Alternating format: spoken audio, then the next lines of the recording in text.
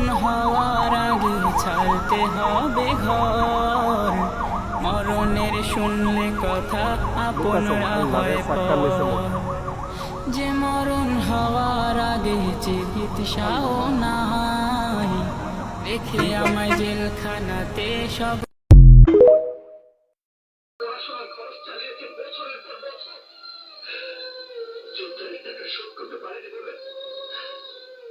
আমার বাবা মাকে গ্রাম থেকে বের করে দিয়েছে।